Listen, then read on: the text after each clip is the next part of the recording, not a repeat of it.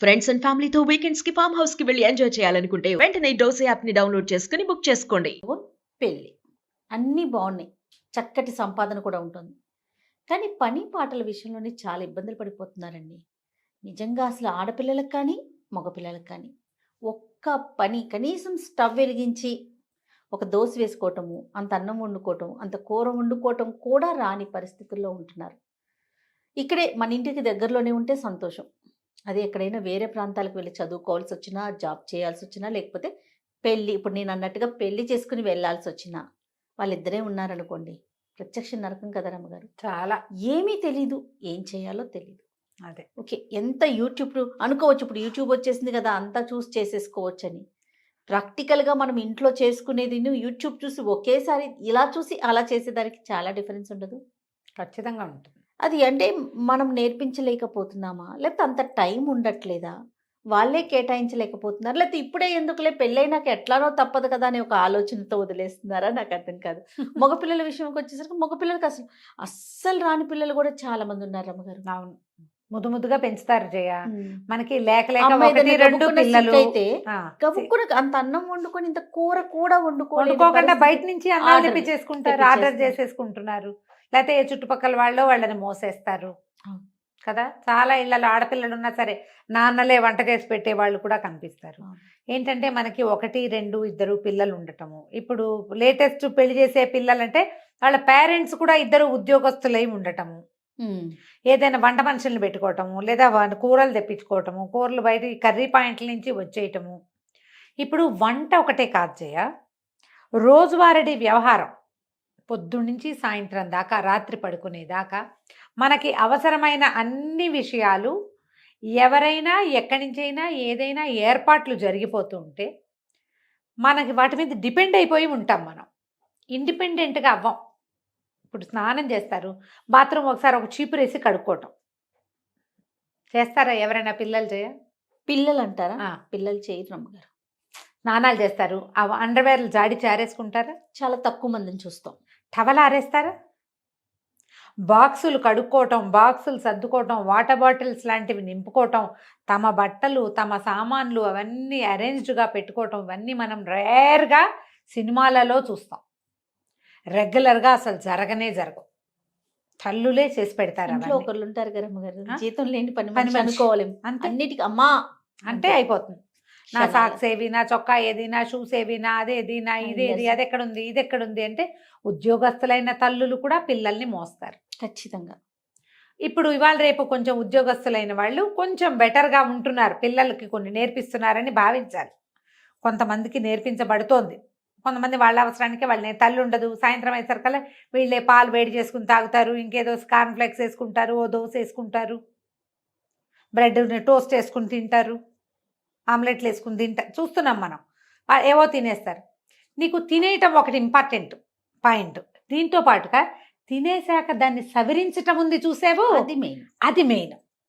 కానీ తల్లులు ఏం కోరుకుంటారు? తింటున్నారా, ఓకే, ఆ టైంకి నేను ఉన్నా లేకపోయినా ఏదో ఒకటి చేసుకుని పిల్లల కడుపు తినేస్తారు. నిండుతుంది కదా, ఆ అది చాలు. గ్లాసు ఆ సింక్లో పెట్టటము, ఆ గ్లాసు కడిగి పెట్టటము, ఆ ఆమ్లెట్ వేసుకున్నదో, ఆ దోశ వేసుకున్నదో, ఆ పెనం యథాప్రకారం ఏ ప్లేస్లో తీసారో ఆ ప్లేస్లో పెట్టేయటం, మిగిలిన దోశ పిండి ఎత్తి ఫ్రిడ్జ్లో పెట్టడం. ఎలా తమ వంటింట్లోకి ఎంటర్ అయినప్పుడు వంటిల్లు ఎట్లా ప్లాన్డ్గా ఉందో అదే ప్లాన్లోకి మళ్ళీ వెనక్కి తెస్తున్నారా, ఇది మనం నేర్పించాలి. ఇప్పుడు పిల్లలకి లైన్గా పనులు చేయటం వస్తాయి.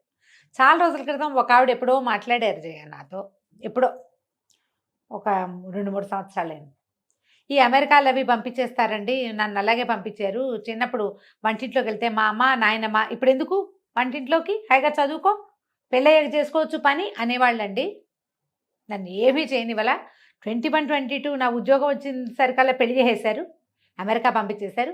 ఈడ ఫ్రెండ్స్ గందరగోళం ఏమిటో, వాళ్ళందరూ ఏమిటేమిటో చేస్తారు, నాకు ఒక ముక్క రాదు, ఏమీ రాదు, నాకు ఏమీ రాదండి. ప్రత్యక్ష నరకం చూశాను నేను. ఉమ్. రోజు ఏడ్చేదాన్ని, ఎంత అల్లారి ముద్దుగా పెరిగాను నేను, ఎంత బాగా చూశారో ఇంట్లో. చూసి నన్ను ఉద్ధరించిందేం లేదు వాళ్ళు. మా అమ్మని నాయనమ్మని తిట్టుకొని రోజు లేదని చెప్పారు నాకు. చూడండి, వీళ్ళ వల్ల కదా నేను ఇలా స్టూపిడ్లా అయ్యాను, ఇదేమిటి ఇంత దద్దమ్మలా ఉన్నాను, వాళ్ళందరూ బాగా చేస్తున్నారు, ఇతనేమో వాళ్ళు బాగా చేస్తున్నారు, ఎందుకు చేయమంటాడు. ఇంట్లో ఉంటాను. ఉంటే ఏమిటి నాకు రావాలిగా పని. వంట రాదు, పని రాదు. లైన్‌గా పని చేయటం అనేది ఒక స్టామినా. రోజంతా పని చేస్తూ ఉండటం. ఎవరికొస్తుంది అది?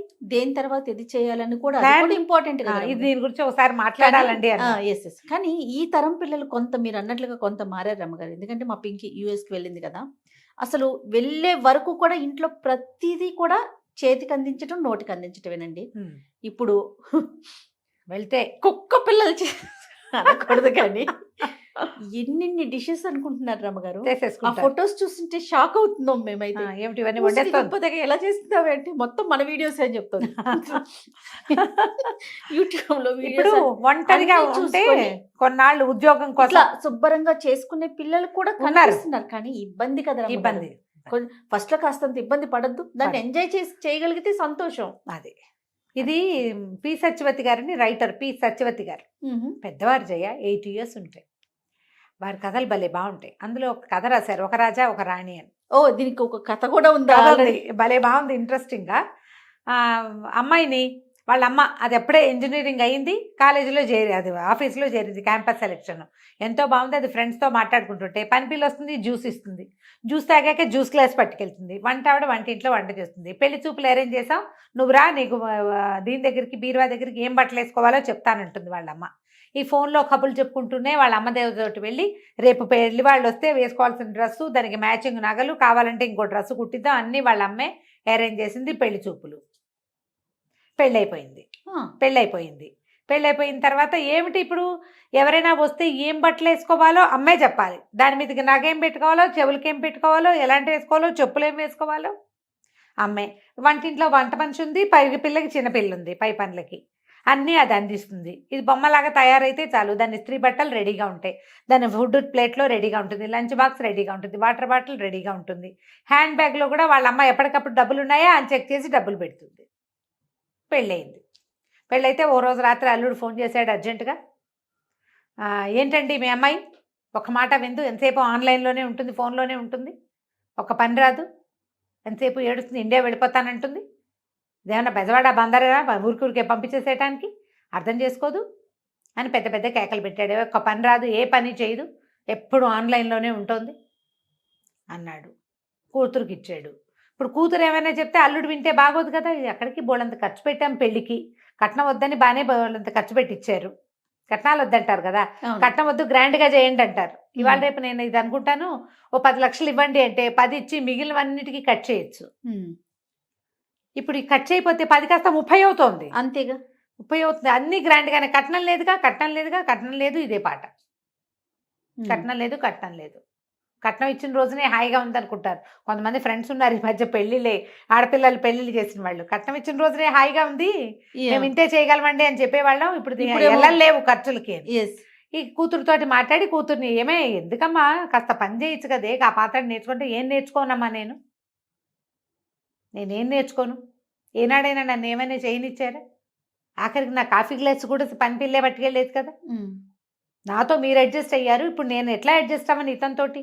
ఎంతసేపు నన్ను పని మనిషిని అనుకుంటాడు, వాళ్ళ అమ్మలాగా చేయట్లేదంటాడు, కౌంటర్ శుభ్రంగా లేదంటాడు, బాత్రూములు కడగమంటాడు. నేను ఎప్పుడైనా చేశాను, ఇప్పుడు నన్ను అవన్నీ చేయమంటున్నాడు. నా వల్ల కాదు, బయటికి వెళ్ళడానికి వీలు లేదు, ఉద్యోగం లేదు, 6 నెలలు డిపెండెంట్ వీసా మీద ఉంటారు. శుభ్రంగా అక్కడే ఉంటే నేను ఇదయ్యేవాదని, టీమ్ లీడర్ అయిపోయేదాన్ని. ఉద్యోగం లేదు, డ్రైవింగ్ లైసెన్స్ లేదు, పబ్లిక్ ట్రాన్స్పోర్ట్ లేదు, జైల్లాగా ఉంది నాకు ఇల్లు, పని పని పని పని అంటాడు. ఎంతసేపు ఫ్రెండ్స్ని పిలుస్తాడు భోజనానికి, వాళ్ళంతకి వెళ్ళి తిన్నాం కదా మనము వండాలంటాడు. నా వల్ల అవన్నీ కావట్లేదని లబో దిబోమని పెళ్ళాడు. ఆవిడకి గుర్తొచ్చింది, తను ఉద్యోగం చేసే రోజున కూతురు పుడితే వాళ్ళ అమ్మ, ఇంత చంటి పిల్లతో నువ్వేం చేస్తావు, నీ దారి నువ్వు జాబు పో, పిల్లని నేను పెంచుతాలే అని చంటి పిల్లని 6 నెలల నుండి ఆ పిల్లని తీసుకుపోయింది వాళ్ళమ్మ. 10 ఏళ్ళు ఆవిడ పెంచింది. తర్వాత 13 ఏళ్ళు ఈవిడ దగ్గర ఉంది. అమ్మకు ఫోన్ చేసి, నువ్వే చేసావు, దానికి ఒక్క పని రాదు అని పోటాడు. వాళ్ళమ్మ, అవునే నాకు ఉద్యోగం సద్యోగం లేదు, చదువుకోలేదు, నువ్వు చదువుకున్నావు, ఉద్యోగం చేస్తున్నావు, నిన్ను ఉద్యోగం చేసుకొని ఇవ్వాలని నీ వెసులుబాటు కోసం నీ పిల్లని నేను పెంచాను. 10 ఏళ్ళు చిన్నపిల్ల నా దగ్గర ఉన్నప్పుడు నీ దగ్గరకు వచ్చాక పెద్దదైంది, నువ్వు అలాగే మెయింటైన్ చేసావు. ఇంట్లో వంట మనిషి ఉంది, పై పనులకి పని పిల్ల ఉంది, కొన్ని మిగిలిన పై పనులన్నీ నువ్వు పిల్లకి నచ్చ చెప్పుకోమంటే ఈవిడ పోయి వియ్యపురాలకి ఫోన్ చేస్తుంది. వియ్యపురాలతో మాట్లాడితే, వియ్యపురాలు, ఏరా ఏమిట్రా, కాస్త ఆలోచించు, కొంచెం హెల్ప్ చేయండి. ఏం హెల్ప్ చేయాలమ్మా, ఇవన్నీ చేయలేకే కదా నేను పెళ్లి చేసుకుంది అంటాడు కొడుకు. అనేసరికల్లా మరి పని చేయాలంటే నువ్వు చదువుకున్న పిల్లని ఎందుకు కావాలనుకున్నావురా అంటే, ఏమో నాకేం తెలుసు, అన్నీ మంచివి, కాలేజీ ఇంటర్మీడియట్ కాలేజీ మంచిది మీరే సెలెక్ట్ చేశారు, డిగ్రీ ఇంజనీరింగ్ కాలేజీ మంచిది, ఇదే మంచిది అన్నారు, 4 క్యాంపస్లు వస్తే ఇదే మంచిదని ఓ క్యాంపస్కి పంపారు, 6 డజన్ కాలేజీల్లో సీట్ వస్తే ఈ కాలేజీయే మంచిదన్నారు, ఈ సంబంధం మంచిదని నువ్వు చెప్పావు, నేను చేసుకున్నా, అంతే. నాకు కావాల్సినవన్నీ మీరు అవన్నీ సరిగ్గా చేసినప్పుడు ఇది కూడా సరిగ్గా చేసి ఉండాలిగా మీరు అనేసాడు. ఈ పిల్ల ఏడ్చుకుంటూ వాళ్ళ ఫ్రెండ్కి ఎవరికో ఫోన్ చేసింది. నేనేం చేయను, నాకు అర్థం కావట్లేదు, ఇది ఒక జైల్లాగా ఉంది, ఎంతసేపు పని అంటాడు, హెల్ప్ చేయమంటే ఇవన్నీ చేయకుండా ఉండడానికే నేను పెళ్లి చేసుకున్నానని చెప్తున్నాడు సిగ్గు లేకుండా. పెళ్లి చేసుకుంటే పెళ్ళాన్ని చేసేస్తుందని మొన్న కీర్తి చెప్తోంది కదా, వాళ్ళ చుట్టాల అబ్బాయి ఇండియన్ అమ్మాయిని పెళ్లి చేసుకుంటే వాళ్ళైతే అన్ని పిలవగానే అన్ని చేసి పెడతారు, అమెరికన్ అమ్మాయిని చేసుకుంటే అదేం పని చేయదు, ఇండియా నుంచి తెచ్చుకుంటాను, ఇండియా నుంచి ఆడవాళ్ళు ఏంటంటే మా అమ్మ చేసినట్టు ఎందుకు చేయమంటాడు, మా అమ్మ వర్కింగ్ ఆవిడన్నీ చేసేది, నువ్వెందుకు చేయమని అడుగుతారు. అవునవును. ఇక్కడ కౌన్సిలింగ్ దొరుకుతాయి, థెరపీలు దొరుకుతాయి, వాటికి వెళ్ళండి, మీ ఇద్దరు కూర్చుని మాట్లాడుకుని కొంచెం సార్ట్ అవుట్ చేసుకోండి అని ఫ్రెండ్ సలహా చెప్పింది. మన ఇళ్లలో ఇలాగే ఉంటుంది. ఈ పిల్ల చెప్పింది, మా అమ్మ ఎక్కడైనా బిజీగా ఉన్నా, మా వంట ఆవిడ రాపోయినా నేను మా నాన్న హాయిగా బయటకు వెళ్ళి తినేసి సినిమాలకు వెళ్ళి ఎంజాయ్ చేసేవాళ్ళం, వంట మనిషి రాకపోతే బయటకు తినచ్చని ఒక ఆసరా ఉండేది. ఇప్పుడు ఇక్కడ ఏంటి, అన్ని మనుషులు నేనే, అంతేగా, వంట మనిషి, పని మనిషి, ఇంకో మనిషి, క్లీనింగ్ మనిషి. కొంతకాలం గడిచింది, వీళ్ళు ఎలాగో అడ్జస్ట్ అయ్యారు. వీళ్ళకు పిల్ల పుట్టింది. వసుంధర్ గారు కూతురు వచ్చి, కూతురు దగ్గరికి తల్లి వచ్చి పురుడు పోసింది, పిల్లని నేను తీసుకెళ్తాను అని చెప్పింది. చెప్పేసరికి ఇంకో యువరాణిని తయారు చేయండి అన్నాడు అల్లుడు. వాళ్ళ అల్లుడి తండ్రి ఏమో పంపించరా, వాళ్ళే కాదు మేము కూడా ఉన్నాం కదా, మేము పంచుకుంటానులే, ఆవిడ ఒకదాని మీద పడేయకుండా పిల్లని 4 రోజులు ఇటు తిప్పి కొంచెం పెద్దదయ్యాక మీకు ఇస్తాము అంటే, ఈ అమ్మాయి ఏం చెప్పిందంటే, వద్దమ్మా నువ్వు అడ్జస్ట్మెంట్ నేర్చుకోమన్నావు, నేను నేర్చుకున్నా, ఇప్పుడు కూడా ఈ అడ్జస్ట్మెంట్ నేనే చేసుకుంటా, మాతో పాటే ఉంటే అడ్జస్ట్ అవటం మా పిల్లకి అలవాటు అవుతుంది, మీ దగ్గర ఉంటే అవ్వదు, నేను నా పిల్లని నీకు ఇవ్వనని చెప్పేసి. ఈ కొత్త డైలాగులకి తల్లి ఆశ్చర్యపోయింది. ఎందుకంటే జీవితంలో ఒకసారి కనుక మనం ముందుకెళ్తే మనకి తెలుస్తుంది. ఎస్, పెద్దవాళ్ళు ఏం చేస్తామంటే మనము పిల్లలకి చక్కగా ఉండటం, మేనర్స్ గీనర్స్ నేర్పిస్తాం కదా, నీట్గా డ్రెస్ చేసుకోవడం, బాగా కూర్చోవడం, కాళ్ళ దగ్గర పెట్టుకో, ఇలాంటివి చెప్తాం కదా. లైన్గా పని చేయటము, అడ్జస్ట్మెంట్ ఉండటము, లొంగి ఉండటము మనం ప్రాక్టీస్ చెయ్యం, ఇవ్వం మనం. వివాహం అనగానే లొంగి ఉండటం, ఆడ మగ ఇద్దరు కూడా ఎక్కడో చోట దిగటం, ఆగటం, తగ్గటం, లొంగి పని చేయటం, ఈ ప్రాక్టీస్ కావాల్సిందే. దీనికి మొదట నో చెప్పటం నేర్చుకోండి. ఇది వరకు చెప్పాం మనం ఈ మాట.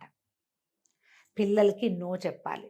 వాళ్ళ చేతుల్లో నుంచి గ్లాసులు ప్లేట్లు తీసుకునే పనులు చేయబోకండి. తిన్న ప్లేటు ఎక్కడ పెట్టాలో అక్కడ పెట్టి తీరాలి. ఆ అమ్మాయి ఐఏఎస్ చదువుతున్నా సరే, ఎంబీబీఎస్లు ఐఏఎస్లైనా దీనికి ఇది కాదు. ఎవరైనా సరే ఎక్కడ కూర్చొని తినాలో అక్కడ తినాలి. ఆ తిన్న తర్వాత ఆ ప్లేట్ని ఏం చేయాలో అది చేసి తీరాలి. మీరు అలా చేస్తే కనుక మీ పిల్లలు చాలా హాయిగా ఉంటారు. సత్యవతి గారు ఆ కథ చదివాక నేను వారికి ఫోన్ చేసి మరి ఈ కథ చెప్తానండి అని అడిగాను. చిన్న కథే, 4-5 పేజీలది. ఎంత 2 పెద్ద పెద్ద జీవితాల గాథలు అవి. అంతే కదా, ఎంతమంది ఇట్లా సఫర్ అవుతారో జయ. అవునండి. పెళ్ళాం వచ్చి మా అమ్మలాగా అన్నీ చూస్తుంది. ఎలా చూస్తుంది? నీతో పాటే ఎల్కేజీ నుంచి అన్ని పోటీ పరీక్షలు రాసిన పిల్ల మీ అమ్మ ఎలా అయిపోతుందో చెప్పు. ఎట్లా అయిపోతుంది? అన్ని పోటీ పరీక్షలు, అన్ని చోట్ల కాంపిటీషను, అన్ని ఉద్యోగాలకి వెంపర్లాట, ఇవన్నీ నీతో సమానంగా చేసిన పిల్ల మీ అమ్మలాగా ఇల్లు గడగటము, వాకిళ్ళు గడగటము, వాకిట్లో ముగ్గేయటము, పువ్వులు కట్టడం రాదు మా కోడలకని ఒక ఆవిడ వెటకారంగా చెప్పారు. అదో పెద్ద బ్రహ్మ విద్య. రాకపోతే పోనీ, వరకు నేర్చుకునేవాళ్ళం చిన్నప్పుడు. ఎండాకాలం పువ్వులు కట్టడం నేర్చుకోవటం, ముగ్గులు వేయటం నేర్చుకోవటం, మెహందీ పెట్టడం, అవన్నీ నేర్చుకునేవాళ్ళం. ఇప్పుడు అసలు ఏవి పిల్లలకి, వాళ్ళకి ఇంట్రెస్ట్ ఉంటే నేర్చుకుంటారు, లేకపోతే లేదు.